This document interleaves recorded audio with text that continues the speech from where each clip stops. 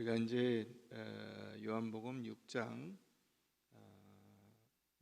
오늘로 이번 시리즈는 이제 마지막 말씀을 보도록 하겠습니다. 66절에 보면은 그때부터 그의 제자 중에서 많은 사람이 떠나가고 다시 그와 함께 다니지 않더라 하는 말씀이 나오는데, 여기 나오는 이 제자는 예수님의 12제자는 아니에요. 이 제자는 자기 스스로 자원해서 자칭 제자라 하는 사람들이에요. 그래서 예수님이 불러서 세운 12명이 아니라 그냥 예수님 따라다니겠다고 했던 사람들 중에서 거의 대부분 다 가버렸다는 거죠. 이 사람들이 어떤 일이 있었는가 하는 것을 오늘 우리가 살펴보려고 합니다. 예수님께서 오병이어 이 기적을 통해서 모인 군중들을 먹이셨어요. 그랬더니 사람들이 환호하면서 예수님을 왕으로 삼으려고 했다, 이렇게 나와요. 예수님이 왕이 된다면 자기들의 개인적인 문제나 혹은 민족의 문제나 이런 것들을 예수님이 다 해결하실 수 있을 것이다, 이렇게 생각을 했을 거예요. 그래서 예수님을 따라왔고, 예수님께서는 그렇게 왕을 세우려고 하거나 자기를 앞세워서 자기들 이 유대 민족의 어떤 그 소원을 성취하는 어떤 그 표적으로 쓰임 받는 것에 대해서 강한 거부감을 드러내시죠. 그래서 그들을 피하여 산으로 올라가셔서 산에서 그 사람들을 위해서 이제 기도하셨다, 이렇게 되어 있어요. 간절히 뭐라고 기도하셨을까요?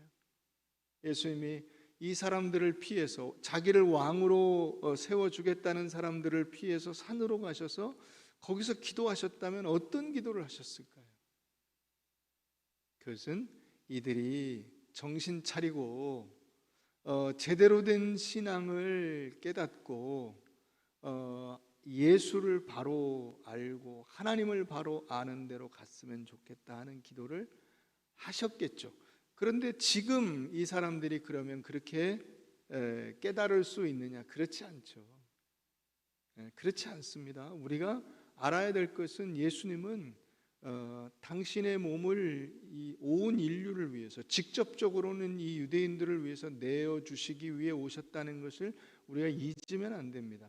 지금 이 예수님의 그 어떤 의도나 뜻을 이 사람들이 알아듣냐, 알아들으면 바뀔 수 있냐? 전혀 그렇지 않습니다. 그래서 이 사람들이 예수님을 또 쫓아온 거예요. 찾고 찾아가지고 배가 없네? 어디로 갔지? 건너편으로 가보자.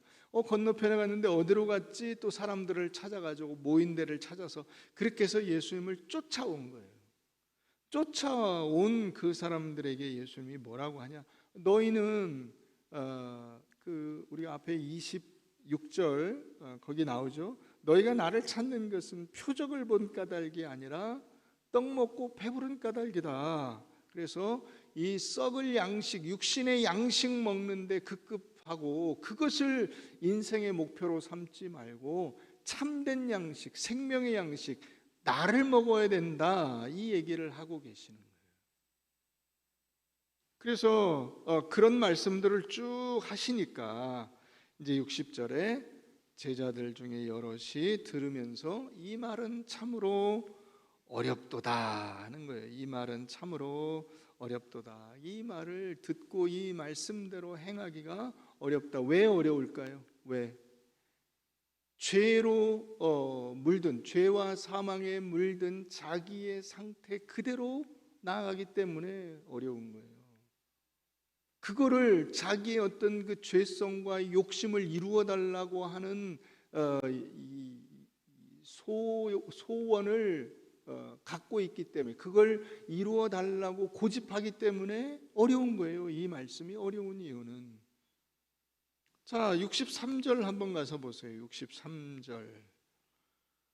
살리는 것은 영이니 육은 무익하니라. 내가 너희에게 이런 말은 영이요 생명이라 그랬어요. 여기 이 살리는 것은 이라는 말은 구원은 영적인 구원을 의미하는 것이다. 육적인 구원, 하나님께서 우리에게 의도하시는 구원은 이 땅에서는 일단은 영적인 구원이에요. 육적인 구원이 아니에요. 그래서 육은 무익하니라 해요. 육신적으로 사는 것 자체가 아예 가치가 없다 이 뜻이 아니라 우리는 이 땅에 있는 것을 가치 있다고 생각하고 육신적인 것을 가치 있다고 생각하고 다시 말하면 돈 많이 벌어서 떵떵거리고 사는 것을 가치 있는 삶이라고 착각을 하지만은 아니다. 그게 우리가 이 땅에 살아가는 근본적인 목적은 아니다. 그 말씀을 하고 계시는 거예요. 여러분, 교회가 존재하는 목적은 뭐예요? 교회는 왜 존재할까요? 교회는 수많은 사람들을 영적으로 살리기 위해서 존재하는 거예요. 그 일을 달성하기 위해서 부수적인 사업들을 할 수가 있어요. 대표적으로 교육 사업이나 사회복지 사업이나 이런 것들을 할 수 있어요. 그러나 그 자체가 주된 사업은 아니에요. 주된 사업은 뭐죠? 교회가 해야 될 유일한 사업이 있다면 그것은 복음을 전하는 것이고 사람을 살려내는 거예요. 그게 교회가 존재하는 목적이에요. 이거 아니면 교회가 존재할 이유가 없어요. 그런데 종종 이것이 오해돼요. 잘못 이해가 된 거죠. 그래서 심지어는 교회에서 무슨 신용협동조합 같은 걸 만들어서 경제적인 도움을 주는데 이런 데도 막 나서요. 교회가 여러 가지 다각적인 사업들을 벌이고 그런 사업들을 많이 벌려서 마치 재벌이 그 문어발 확장을 하듯이 교회가 모든 것을 다 하는 교회들이 있어요. 그건 잘못된 거예요.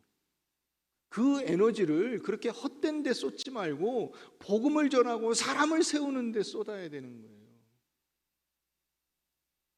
그 일에 전념하라고 우리를 모아주신 것이지, 전념하라고, 거기에 모든 포커스를 맞추라고 하는 것이지, 다른 여러 가지들도 해보고 교회가 여력이 있으니까 능력이 되니까 이것저것 다 해보고 그게 훌륭한, 전혀 아니에요. 여러분들 착각하지 마세요. 그래서 교회가 썩는 거예요. 교회가 썩는 이유는 그 본질적인 일을 하지 않기 때문에 썩는 거예요. 교회가 해야 될 가장 기본적이고 핵심적인 일에 전념하지 않기 때문에 교회에 문제가 생기는 거예요. 예수님께서 오병이어를 받아먹고 배가 불렀던 사람들이 쫓아오니까 그들에게 말씀하세요. 내가 너희에게 주려고 하는 것은 생명의 떡이다, 신령한 떡이다, 영의 양식이다, 내 살을 떼어주고 내 피를 나눠주는 것이다, 이렇게 말씀하세요.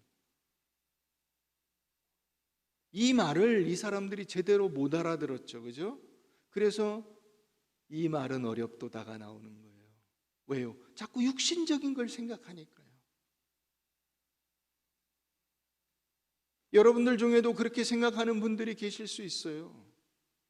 오늘 이 말씀이 어떤 의미인가를 우리가 잘 깨달아 알아야 돼요. 그래서 유대인들이 예수님의 말씀을 듣고 도망을 간 겁니다. 여러분, 기독교와 기독교 이외의 종교들의 가장 큰 차이점은 뭐냐면 사람의 정체성에 관해서 제대로 이해하느냐 이해하지 못하느냐예요. 기독교 이외의 모든 종교와 사상적 체계, 가치관들은 다 어디에 초점을 두냐면 인간에게 가능성이 있다는 거예요. 인간이 뭔가 할 수 있다는 거예요. 그래서 그 대표적인 것으로 아이들을 잘 가르치면, 교육을 하면 사람이 바뀐다는 거예요. 아니에요. 그것은 여기가 바뀌는 거예요. 여기가 바뀌어서 여기가 바뀐 적이 없어요. 이것과 이거는 별개로 놀아요. 많이 알수록 허점을 많이 알고 많이 알수록 그 구멍을 많이 알아요. 그래서 그런 틈새를 이용해서 자기의 욕심을 채우고 자기 생각을 관철시키려고 하는 것입니다. 그게 소위 말하는 상류 사회라는 거예요. 그러나 기독교는 그렇게 말하지 않아요. 인간에게 희망이 없다고 이야기해요. 인간이 구원받을 수가 없어요. 인간의 노력과 열심으로 하나님 앞에 나아갈 수가 없고, 하나님이 무언가를 주시면 우리가 그것을 받아 누릴 능력이 없어요. 능력이 없어요. 여러분, 10계명을 하나님이 주시죠. 10개만 지키면 되잖아요. 10개 여러분 지켜보신 적 있으세요? 10개를? 여러분들의 인생 지금 오래 사셨죠? 나는 한 번도 거짓말을 해본 적은 없다. 혹시 계세요? 나는 일생에 한 번도 거짓말을 해본 적이 없다. 됩니까? 답은 알죠. 답은 거짓말하면 안 돼. 남을 속이면 안 돼. 여러분들이 여러분들의 자녀들 키울 때 뭐라 그럽니까? 엄마는 거짓말하는 걸 가장 싫어해요. 그러면 걔가 만약에 조금만 머리가 깨이면 아마 물어봤을 거야. 엄마는 여태까지 거짓말 한 번도 안 해봤어?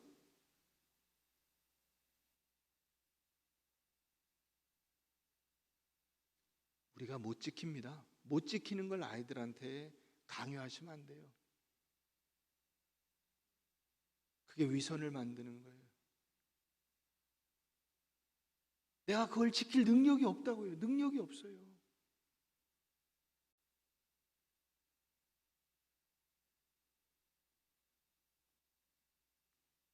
그래서 예수님께서 내가 너희 죄를 씻고 내가 죽어 내 생명을 찢어 너희에게 나눠주고 내 피를 너희에게 나눠주기 위해서 왔다, 이렇게 말씀하시니까 군중들이 깜짝 놀라서 다 도망갔어요.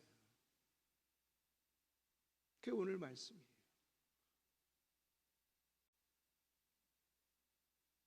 여러분, 예수님께서 우리에게 주시려고 하는 것, 우리가 예수님에게 기대하는 것이 무엇이냐 했을 때 그게 바로 육신적인 거예요.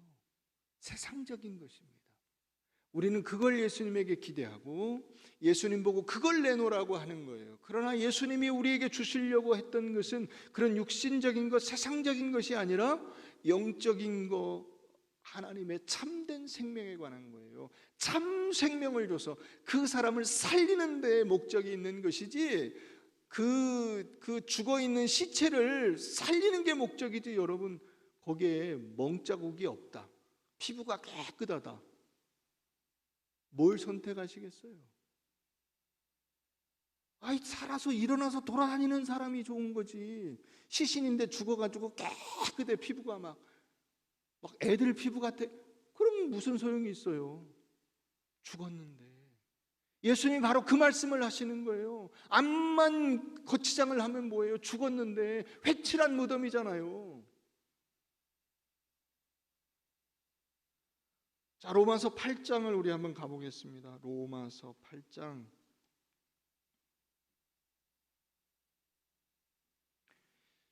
신약 249페이지 로마서 8장.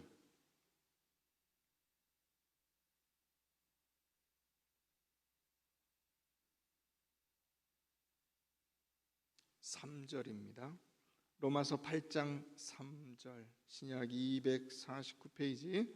율법이 육신으로 말미암아 연약하여 할 수 없는 그것을 하나님은 하시나니 곧 죄로 말미암아 자기 아들을 죄 있는 육신의 모양으로 보내어 육신의 죄를 정하사 육신을 따르지 않고 그 영을 따라 행하는 우리에게 율법의 요구가 이루어지게 하려 하심이니라. 육신을 따르는 자는 육신의 일을, 영을 따르는 자는 영의 일을 생각하나니 육신의 생각은 사망이요 영의 생각은 생명과 평안이니라. 육신의 생각은 하나님과 원수가 되나니 이는 하나님의 법에 굴복하지 아니할 뿐 아니라 할 수도 없음이라. 육신에 있는 자들은 하나님을 기쁘시게 할 수 없느니라. 여러분, 여기 나오는 이 육신은 뭐냐면 죄성을 그대로 가지고 있는 자연인을 말하는 거예요. 죄와 사망의 한계와 그 굴레를 그대로 소지한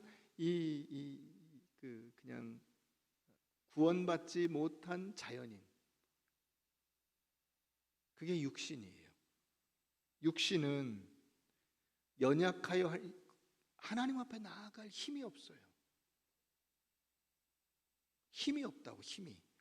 여러분, 시신이 죽어서 여기 누워 있어요. 여기까지 올라오면 내가 천금을 줄게. 이 시신이 여기 누워 있는데 여기까지만 올라오면, 이 강단에만 올라오면, 두 계단만 올라오면 되니까 두 계단만 올라오면 내가 천금을 줄게. 올라올 수 있습니까? 연약하죠. 힘이 없어요. 움직일 능력이 없다고. 율법이 육신으로 말미암아 연약하여 할 수 없는 그것을 누가 하십니까? 누가 구원시켜 주십니까? 하나님이 구원시켜 주시는 거예요. 죄로 말미암아 자기 아들을 죄 있는 육신의 모양으로 보내어 육신의 죄를 정하사 육신을 따르지 않고, 다시 말하면 예수 그리스도께서 나를 위해 십자가에 달려 죽으셨다라는 것을 믿는 그 사람에게 주시는 영원한 생명의 은혜로 그 사람을 건져내시고 살려내시는 거예요. 그래서 5절에 육신을 따르는 자는 육신의 일을, 영을 따르는 자는 영의 일을 생각하고, 육신의 생각은 육신의 그 귀착점, 육신이 그 계획하고 뜻하는 것은 항상 결국 죽음으로 끝나요. 실패로 끝나요. 절망으로 끝납니다. 그러나 영의 생각, 영의 도모, 영적인 것의 종착지는 생명과 평안이에요. 살아나서 하나님이 주시는 기쁨과 감사로 충만한 인간이 누리는 것이 생명과 평안인 거예요. 이것을 하나님께서 우리에게 주시려고 한다는 거죠. 근데 세상적인 이 세상의 원리들, 세상의 종교들, 뭐 불교니 이슬람이니 무슨 유교니 힌두니, 요즘에 자기는 종교가 없다고 말하면서 자기 자신이 신인 것처럼 생각하는, 그걸 포스트 모더니즘이라고 해요. 그 포스트 모더니즘, 이런 것들의 그 종착점, 목적지는 어디냐? 인간에게 힘과 능력이 있다고 보는 거죠. 내가 할 수 있다고 보는 거예요. 자, 이것이 신앙 안에 들어와서 물을 흐리고 있어요. 그게 뭐냐면 자존감이에요. 자존감. 복음을 제대로 이해하지 못한 사람들이 자존감을 높이는 것이 마치 신앙의 원리인 것처럼 생각해. 아니에요.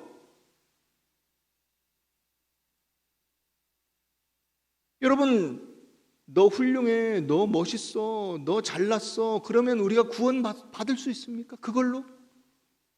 내가 스스로 생각할 때 나는 잘났어, 나는 대단해, 나는 굉장해, 나는 힘이 있어, 나는 뭔가 할 수 있어, 이렇게 생각하면 하나님이 너 훌륭하다 그러고 등을 두드려 주시면서 예수 그리스도의 십자가의 능력이 없이도 넌 구원받은 자녀야 하실까요?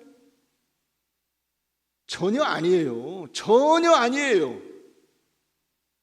왜 자꾸 자존감을 이야기하는지 아세요? 인본주의적 신앙으로 갔기 때문에 그런 거예요.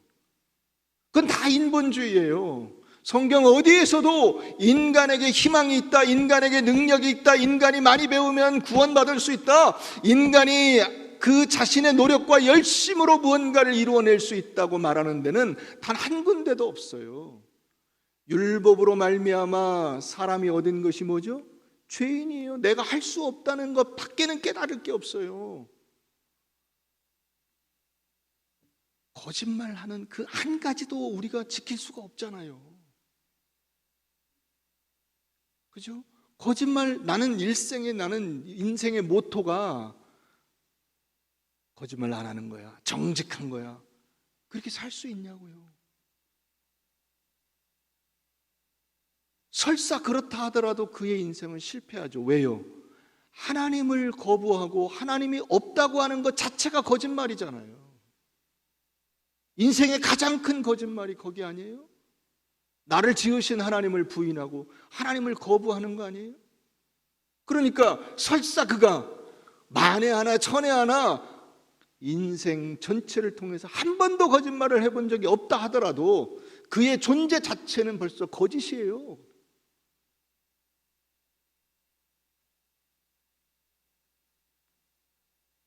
여러분, 그래서 다시 65절 가서 보시면, 요한복음 6장 65절, 그러므로 전에 너희에게 말하기를 내 아버지께서 오게 하여 주지 아니하시면 누구든지 내게 올 수 없다 하였노라 그랬어요. 기독교는 자기 힘으로 스스로 깨우쳐 구원을 얻는 것이 아닙니다. 자기 힘으로, 내 힘으로 불가능해요. 그래서 믿음이라는 것은 자기 열심과 노력과 행위와 어떤 그 선행과 이런 것들과 반대되는 의미에서, 행한 것이 아니라는 의미에서 믿음인 거예요. 우리가 구원을 믿음으로 받는다라고 할 때 그 믿음은 내가 뭔가를 행해서 받는 것이 아닌 공짜로 받는 거예요. 하나님이 은혜로 주시는 거예요. 그래서 믿음의 다른 말은, 구원 얻는 믿음은 은혜인 거예요. 하나님이 은혜로 우리에게 새 생명을 주시고 우리를 의롭다 하시고 우리로 하여금 하나님을 아바 아버지라 부를 수 있게 하시고 우리를 하나님의 자녀로 인정해 주시고, 그래서 양자의 영을 받는 거예요.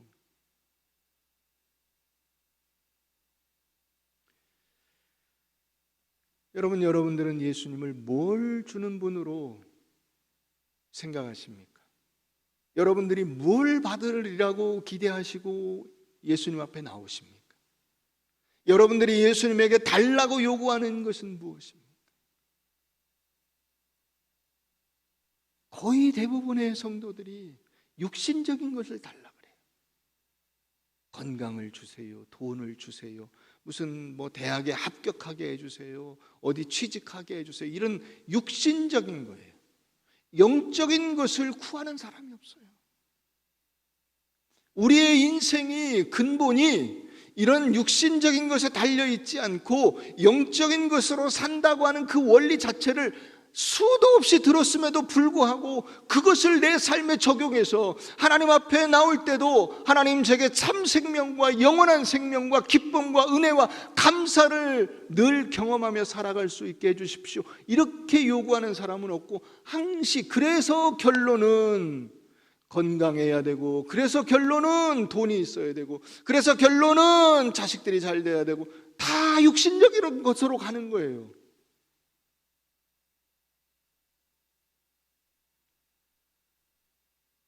베드로후서 1장을 가보겠습니다. 베드로후서 신약 384페이지입니다.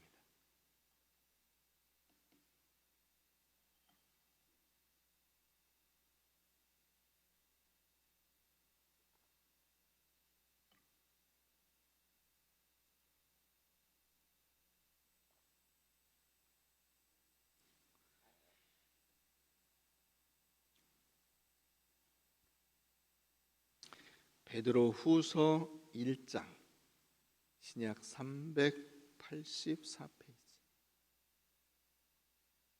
2절, 하나님과 우리 주 예수를 알므로 은혜와 평강이 너희에게 더욱 많을지어다. 은혜와 평강이 어떻게 옵니까? 어떻게 와요? 예수를 알므로. 이게 중요한 거예요. 예수를 안다는 것이 결국 우리에게 주는 것은 뭐냐? 예수님이 내게 오심으로써 내가 얻는 것이 뭐냐? 그게 은혜와 평강이고, 은혜와 평강을 얻는 길은 예수를 아는 거예요. 예수가 내게 오시면 내게 일어나는 일은 돈과 건강과 물질과 이런 것들이 아니라 은혜와 평강이라고요. 자, 3절, 그의 신기한 능력으로. 이 신기한 능력이라는 것은 뭐예요? 우리가 아는 방법으로 된 것이 아니라는 뜻이에요. 내가 아는 방법으로 이런 일이 이루어진 게 아니라 어떤 방법으로? 2000년 전에 예수께서 십자가에 달려 죽으시는 그 방법으로. 신기한 방법이죠. 어떻게 이런 일이 일어났는지 알 길이 없어요. 신기한 능력으로 생명과 경건에 속한 모든 것을 우리에게 주셨으니. 여러분, 우리에게 예수님이 뭘 주셨다고요? 생명과 경건에 속한 모든 것을 주셨대요. 야속하세요? 물질과 이 세상에 속한 것을 주셔야 되는데 왜 생명과 경건에 속한 것을 주시나요? 이는 자기의 영광과 덕으로서 우리를 부르신 이를 알므로 말미암으리라. 예수를 알므로써 우리가 결국 그 생명 안에 들어가게 되는 거예요. 이로써 그 보배롭고 지극히 큰 약속을 우리에게 주사 이 약속으로 말미암아 너희가 정욕 때문에 세상에서 썩어질 것을 피하여. 여러분, 그러니까 이 세상의 것들은 다 우리로 하여금 뭘 하게 하는 거예요? 썩게 만드는 거예요. 썩게 만드는 거예요. 여러분 예수가 없이는 어떤 방법으로 살아도 결국 썩는 거예요. 여러분, 사람이 죽었습니다. 짐승이 죽었습니다. 자, 짐승의 사체가 있고 사람의 그 시신이 있어요. 그러면 시간이 지날수록 어떻게 되죠? 썩죠. 시간이 지날수록 썩어요. 시간이 지날수록 부패해서 제 형체도 이제 나중엔 남아있지 않게 돼요. 그래서 죽은 지 오래되면 결국 뭐만 남습니까? 백골만 남아요. 그게 인간의 상태라고요. 그게 너희가 정욕 때문에 세상에서 썩어질 것을 피하여. 어떻게 피하죠? 예수를 알므로, 그 생명과 경건에 속한 모든 것을 받음으로 우리가 그 신기한 능력으로 그 썩음을 피하게 되는 거예요. 그래서 신성한 성품에 참여하는 자가 되는 것이 하나님께서 우리에게 목적하신 거예요. 여러분들을 구원하시는 근본적인 목적이에요. 여러분들로 하여금 하나님을 딱 닮은, 하나님의 그 성품과 그 능력을 이어받은 하나님의 자녀가 되게 하는 거예요. 이게 우리가 이 땅에서 경험해야 될 가장 큰 복이에요. 뭘 누리고, 세상적인 것을 누리고, 그런 것들을 여러분들이 주머니에 넣고 가는 것이 아니고, 그런 건 다 필요가 없다고요. 그건 여러분들이 이 땅에서 잠깐 살아가는데 부수적으로 있으면 좋고 없으면 많은 거예요.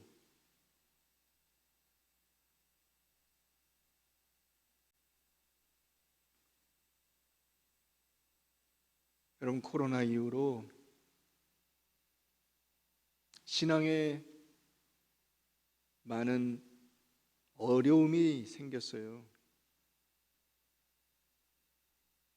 그 어려움들이 무엇이냐면 자꾸 세상적인 것들로 우리의 신앙을 환원시키려고 하는 거예요. 예를 들어서 여러분, 교회에 감염 우려 때문에 못 옵니까? 마트도 가시죠. 백화점도 가요. 백화점은 필수적인 데도 아니에요. 직장은 당연히 가죠.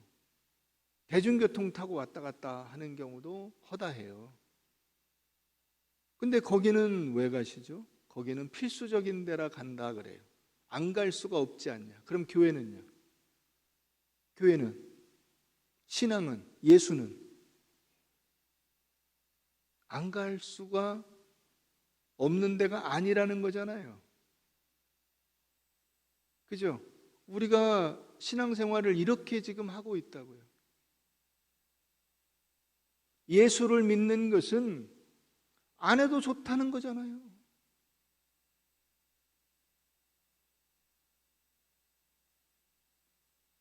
목사님, 요즘에 참 어렵고 힘들어서 경제적으로 못 나가도 이해해 주시고 죄송합니다. 제가 조금 힘들고 어려운 거 지나가면 제가 가겠습니다. 이것처럼 그럴듯한데 잘못된 말도 없어요.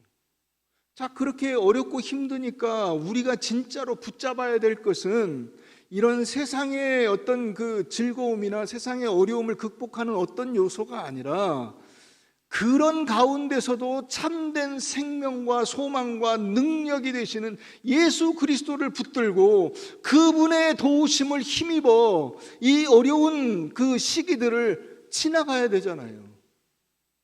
그런데 소망이 어디 있어요? 능력이 어디 있어요? 세상적인 것에 있어요.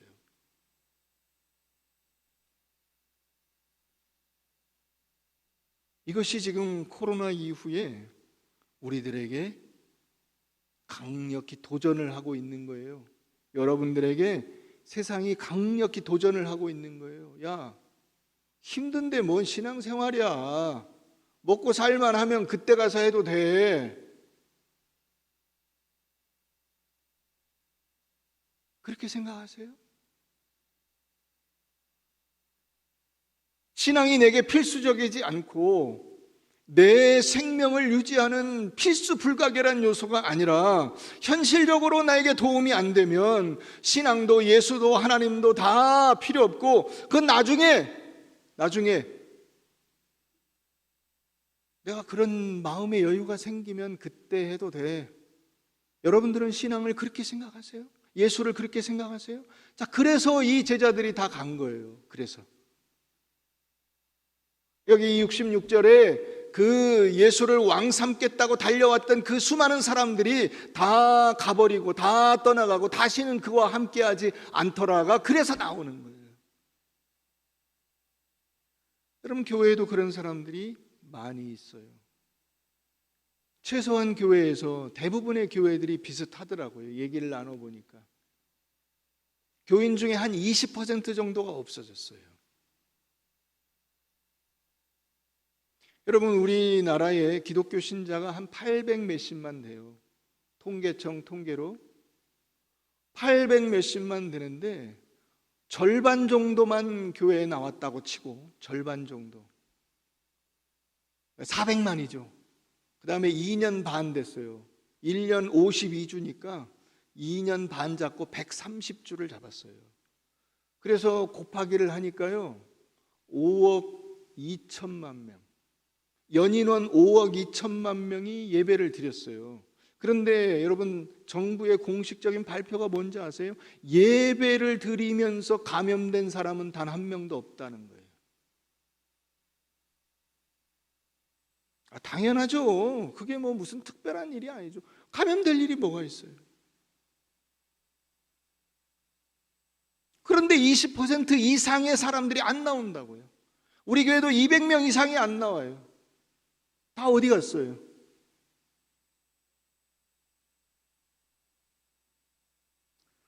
물론 이것은 여러분들에게 책임을 묻는 이야기는 아니에요.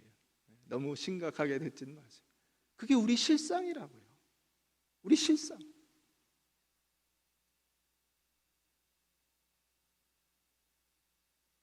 이 말씀은 어렵도다.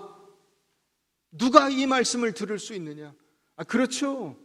내가 내 안에 있는 욕심과 여러 가지 염려, 근심, 걱정, 죄악으로 인해서 가득 찬 마음으로 신앙생활을 하게 되면 다 어렵죠. 예수님 하시는 말씀은 다 어려운 말씀이에요. 한 말씀도 내 뜻대로 된다는 말씀이 없잖아요.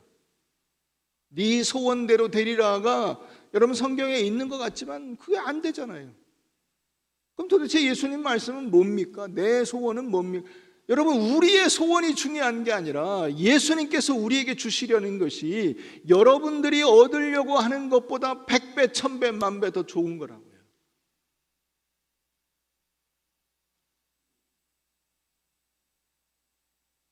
그걸 우리가 다 놓치고 살아요.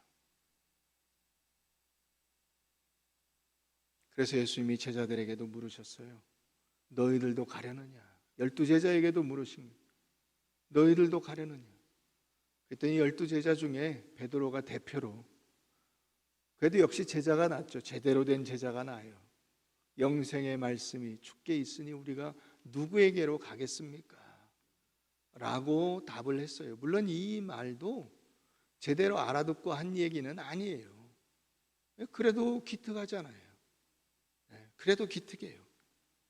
여러분, 예수 믿는 자체가 우리의 기쁨이요, 우리의 능력이요, 우리의 힘인 것이 믿음인데, 그걸 신앙이라고 하는 것인데 사실 이것이 쉽지 않습니다. 왜요? 세상이 여러분들을 향해서 반대하기 때문에 그래요. 말씀대로 살지 못하게 세상이 강력한 파도로 여러분들을 팍 치는 거예요. 그런 게 어딨어? 말도 안 되는 소리 하지 마! 이렇게 여러분들을 강력히 경고를 해요. 그래서 그런 이 세상이 휘두르는 파도에, 세상이 휘두르는 그 주먹에 한 대씩 맞고 나면 정신이 없어요. 자기도 모르게 그런 대로 끌려가 버리는 거예요. 자, 다시 로마서 8장을 가보십시다. 아까 읽었던 그 뒷부분 가야죠. 예.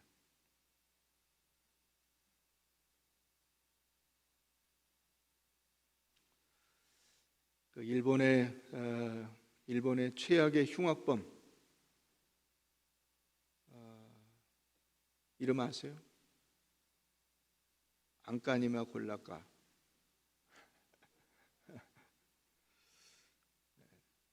아재 개그라고. 그러면 그보다 더 센 흉악범 아세요? 까니마 또까. 예. 그래서 봤던 로마서 8장 또 보는 겁니다. 자, 로마서 8장 우리 9절부터 보십시다. 만일 너희 속에 하나님의 영이 거하시면 너희가 육신에 있지 아니하고 영에 있나니 누구든지 그리스도의 영이 없으면 그리스도의 사람이 아니니라. 또 그리스도께서 너희 안에 계시면 몸은 죄로 말미암아 죽은 것이나 영은 의로 말미암아 살아있는 것이니라. 예수를 죽은 자 가운데서 살리신 이의 영이 너희 안에 거하시면 그리스도 예수를 죽은 자 가운데서 살리시니가 너희 안에 거하시는 그 예수의 영으로 말미암아 너희 죽을 몸도 살리시리라. 우리의 삶을 예수의 은혜로 사람답게 만드는 그 일을 하나님이 하실 거라고요. 이게 죽어있는, 육신적으로 죽어있는 사람이 살아난다는 뜻이 아니라 죽은 것과 같은 우리의 삶을 하나님이 인도하시는, 하나님을 닮은 삶으로 변화되어 간다는 뜻이에요. 그래서 12절, 그러므로 형제들아 우리가 빚진 자로 돼. 어떤 빚을 졌어요? 생명의 빚을 졌죠. 예수님에게. 예수님께서 나를 위해서 죽으심으로 우리를 살려주시잖아요. 빚진 자로 돼. 육신에게 져서 육신대로 살 것이 아니니라. 너희가 육신대로 살면 반드시 죽을 것이지만 영으로서 몸의 행실을 죽이면 살리라. 이 말을 바꿔보면 하나님의 영으로 살고 내가 하고 싶은 대로 하지 않으면 사는 거예요. 그게 구원이에요. 그게 내가 하고 싶은 대로 살기 위해서 하나님을 이리저리 끌어다 써먹으려고 하면 그게 죽는 거예요. 그게 육신대로 사는 거예요. 무릇 하나님의 영으로 인도함을 받는 사람은 곧 하나님의 아들이라. 너희는 다시 무서워하는 종의 영을 받지 않고 뭘 받았다고요? 양자의 영. 양자의 영. 다시 말하면 우리를 하나님의 자녀 삼아 주셨다는 거예요. 마귀의 종이었어요. 우리는, 그죠? 마귀의 종. 다시는 무서워하는 종의 영을 받을 수 없어요. 우린 마귀의 영을 받고 그 마귀에게 복종하며 살아가고 있었지만은 이제 우리 주인이 바뀌었다고요. 우리가 예수를 믿게 되고 하나님께서 우리의 눈을 띄워주심으로 인해서 우리가 예수의 영이 내 안에 들어와서 예수의 영이 나를 붙잡아 움직여 가고 있는 거예요. 그걸 믿음이라고 하는 거예요. 그래서 성령이 친히 우리의 영과 더불어 우리가 하나님의 자녀인 것을 증언하시나니 자녀이면 또한 상속자 곧 하나님의 상속자요 그리스도와 함께한 상속자니 우리가 그와 함께 그분의 영광의 나라에 들어가기 위해서 이 땅에서의 삶을 살아야 될 것이니라. 이게 고난도 함께 받는다는 말이에요. 이 고난도 함께 받는다는 말이 우리가 특별히 어려움을 당한다는 뜻이 아니라 이 세상을 사는 것 자체가, 여러분 우리가 나그네요 이방인이라 그랬잖아요. 우리의 신분이, 그죠? 남의 나라에 가보세요. 살기가 쉬워요? 어려워요. 살기가 어려워요. 힘들어요. 불편해요. 또 살기가 편안한 것 같으면 그 안에 왕따가 있어요. 차별이 있어요. 그 안에서 똑같은 국민으로 대우를 못 받아요. 그게 힘든 거예요. 그래서 그 삶 자체가요 고난을 받는 거라고요. 이게 우리의 신앙생활이에요. 사랑하는 성도 여러분, 그래서 오늘 말씀을 제가 3가지로 정리합니다. 목사님이 여태 말씀하셨는데 아직도 3가지나 남았습니까? 제가 짧게 말씀을 드릴 테니까 잘 들으세요. 자, 첫째로 세상이 인간의 노력으로 천국이 되지 않습니다. 잘 기억하세요. 많은 사람들이 오해를 합니다. 어떤 오해를 하냐? 내가 열심히 무언가를 해서 그걸로 세상을 바꾼다 이래요. 세상이 바꿔졌어요? 그건 마치 뭐와 같냐면 여러분들이 이민 가서 그 나라를 여러분들의 힘으로 바꾸겠다는 거하고 똑같아요. 바꿔줘요? 그 나라 사람도 못하는 일을 이민 가서 어떻게 바꿔요? 그 말도 안 되는 얘기지. 그러니까 이런 생각을 가지고 우리가 세상에 여러분들의 인생을 헛되게 쓰면 큰일 나는 거예요. 믿음 생활 제대로 하면 그의 환경과 모든 길이 평탄해지고 쉬워질 것이라는 오해를 갖는 경우가 많습니다. 전혀 아닙니다. 전혀 아니에요. 믿음으로 사는데도 여전히 세상은 힘들고 세상의 모든 일들은 점점 힘들어져요. 두 번째, 하나님이 우리 보고 우리의 환경을, 세상을 바꾸라고 요구하지 않습니다. 세상 사람들은 자기들이 세상을 바꾸겠다고 난리칩니다. 그러나 그리스도인들은 세상이 바뀐다고 해서 세상이 천국이 되는 것이 아니기 때문에 세상을 바꾸려고 하는 것이 아니라 뭘 합니까? 하나님의 말씀을 따라 살려고 애를 쓰는 거예요.